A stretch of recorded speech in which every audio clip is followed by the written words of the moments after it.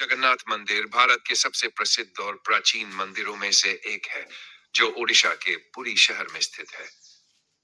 इसके निर्माण से जुड़ी अनेक पौराणिक कथाएं और ऐतिहासिक विवरण मिलते हैं। आइए हम इसे दो भागों में समझते हैं। इतिहास। किसने बनवाया पुरी जगन्नाथ मंदिर? ऐतिहासिक तथ्य। पुरी जगन्नाथ मंदिर का निर्माण 12वीं शताब्दी में गंग वंश के राजा अनंत वर्मा चोटगंग देव ने करवाया था, लगभग 36 ईस्वी। वे दक्षिण भारत के चोल वंश से संबंधित थे और ओडिशा में गंग वंश की शाखा के राजा थे। मंदिर का निर्माण कार्य उनके वंशज अनंग भीमदेव ने पूरा कराया। पौराणिक मान्यता। कुछ पौराणिक कहानियों के अनुसार उज्जैन के एक राजा, जिन्हें कई कथाओं में इंद्रद्युम्न कहा गया है, ने सपने में भगवान जगन्नाथ के दर्शन किए और पुरी जाकर मंदिर बनवाया। कहा जाता है कि भगवान ने राजा को समुद्र तट पर एक दिव्य लकड़ी दर्शनदारू से मूर्तियां बनाने का संकेत दिया। भगवान वृद्ध विश्वकर्मा के रूप में एक वृद्ध बढ़ई के रूप में प्रकट हुए और शर्त रखी कि वे एकांत में मूर्तियां बनाएंगे। लेकिन जब कई दिनों तक दरवाजा नहीं खुला, तो रानी की जिज्ञासा के कारण दरवाजा खोल दिया गया और मूर्तियां अधूरी अवस्था में ही रह गई। ये अधूरी मूर्तियां ही आज भी भगवान जगन्नाथ, बलभद्र और सुभद्रा के रूप में पूजी जाती है। कथा में उज्जैन सम्राट और विश्वकर्मा की भूमिका। इस कथा में उज्जैन के राजा इंद्रद्युम्न का वर्णन है, जो भगवान विष्णु के परम भक्त थे। देवशिल्पी ने अद्भुत मायावी रूप से इन मूर्तियों को रचा। इस पौराणिक कथा का सांस्कृतिक महत्व बहुत है, लेकिन इसे ऐतिहासिक आधार पर प्रमाणित नहीं किया गया है। निष्कर्ष।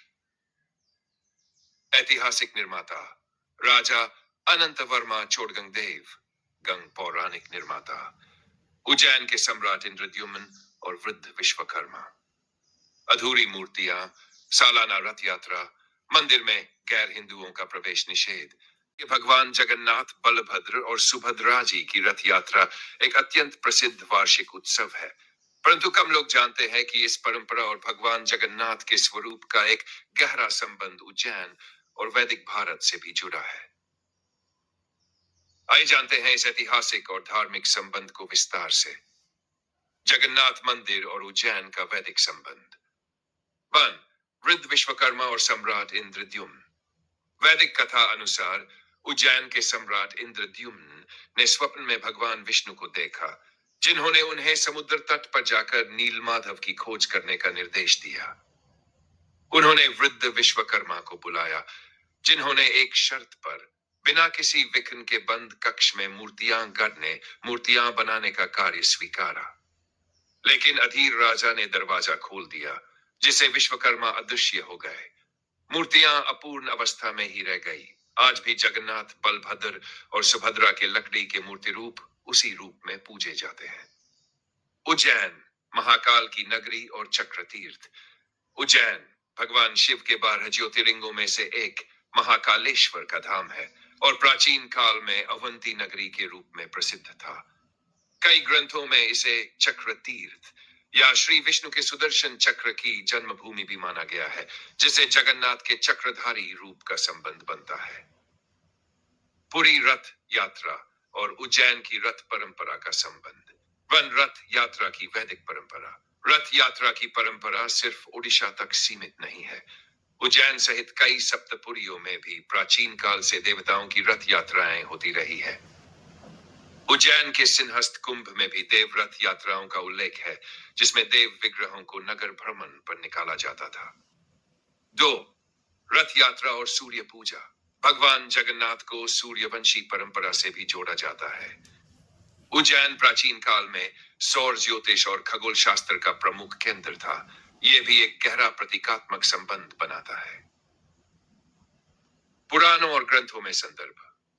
स्कंद पुराण और ब्रह्म पुराण में जगन्नाथ जी के स्वरूप की उत्पत्ति का उल्लेख मिलता है, जो उज्जैन के राजा इंद्रद्युम्न से जुड़ा हुआ है। पद्म पुराण के अनुसार राजा इंद्रद्युम्न ने उज्जैन में लंबे समय तक तपस्या कर भगवान नीलमाधव के दर्शन की कृपा प्राप्त की थी। निष्कर्ष। उज्जैन और पुरी के बीच का यह संबंध सिर्फ भूगोलिक नहीं बल्कि धार्मिक, वैदिक और सांस्कृतिक रूप से अत्यंत गहरा। रघुजी भोसले नागपुर के भोसले वंश के प्रमुख मराठा सरदार थे। उन्होंने 8वीं शताब्दी में उड़ीसा, बंगाल और छत्तीसगढ़ की ओर कई सफल सैन्य अभियान चलाए। रघुजी भोसले और उड़ीसा पुरी संबंध 1740 में बंगाल उड़ीसा अभियान। रघुजी भोसले उड़ीसा पर चढ़ाई की और अलीवर्दी खान को हराया। इस युद्ध का परिणाम यह हुआ कि उड़ीसा पर मराठों का नियंत्रण स्थापित हो गया। इसी मराठा शासनकाल में पुरी के जगन्नाथ मंदिर की सेवा, सुरक्षा और धार्मिक स्वतंत्रता सुनिश्चित की गई। जगन्नाथ मंदिर की मराठा संरक्षण नीति। मराठों ने पुरी मंदिर के धार्मिक महत्व को समझा और वहां के पुजारियों और सेवायतों को संरक्षण दिया। मराठा शासन के दौरान पुरी में रथ यात्रा का आयोजन और मंदिर की संपत्ति की सुरक्षा को प्राथमिकता दी गई। निष्कर्ष: रघुजी भोसले ने अलीवर्दी खान बंगाल के नवाब के खिलाफ जो युद्ध लड़ा, उसी में उड़ीसा और पुरी क्षेत्र मुगलों नवाबों से मुक्त हुआ। यह युद्ध अप्रत्यक्ष रूप से जगन्नाथ मंदिर के लिए अहम साबित हुआ। रघुजी भोसले, जो नागपुर के मराठा शासक थे, ने उड़ीसा, वर्तमान ओडिशा में धार्मिक और सांस्कृतिक पुनर्जागरण में अहम भूमिका निभाई थी। उन्होंने 8वीं शताब्दी में पुरी की जगन्नाथ यात्रा को फिर से शुरू करने में महत्वपूर्ण योगदान दिया। यह यात्रा पहले मुगलों और मुस्लिम आक्रमणकारियों के कारण बंद हो गई थी। यहां बताया गया है कि रघुजी भोसले ने जगन्नाथ रथ यात्रा को कैसे पुनः प्रारंभ किया। उड़ीसा में 7वीं सदी के दौरान अफगान और मुगल आक्रमणों के कारण कई मंदिर नष्ट हुए और धार्मिक गतिविधियां बाधित हो गई। पुरी का जगन्नाथ मंदिर लूटा गया और रथ यात्रा जैसी परंपराएं बंद कर दी गई। भोसले का अभियान। रघुजी भोसले ने 8वीं सदी के मध्य में ओडिशा पर चढ़ाई की और वहां के अफगान हाकिमों को हराया। उन्होंने 741 में कटक और पुरी को अपने नियंत्रण में लिया। उन्होंने न सिर्फ राजनीतिक स्थिरता लाई बल्कि धार्मिक पुनर्निर्माण पर भी ध्यान दिया। जगन्नाथ यात्रा की पुनर्स्थापना। रघुजी भोसले ने पुरी के पंडों और सेवायतों की मदद से रथ यात्रा को फिर से शुरू कराया। उन्होंने मंदिर की मरम्मत और सुरक्षा करवाई और मंदिर के पारंपरिक अनुष्ठानों को फिर से शुरू करवाया। उन्होंने जगन्नाथ मंदिर को मराठा संरक्षण में लिया और मंदिर की आय व दान की व्यवस्था सुधार दी। पुरी क्षेत्र को गजपति राजा के माध्यम से सांस्कृतिक रूप से सशक्त किया गया, जो रघुजी के अधीन थे। महत्व: रघुजी भोसले की पहल ने न केवल धार्मिक आस्था को फिर से जीवंत किया, बल्कि उड़ीसा को मराठा संस्कृति से भी जोड़ा।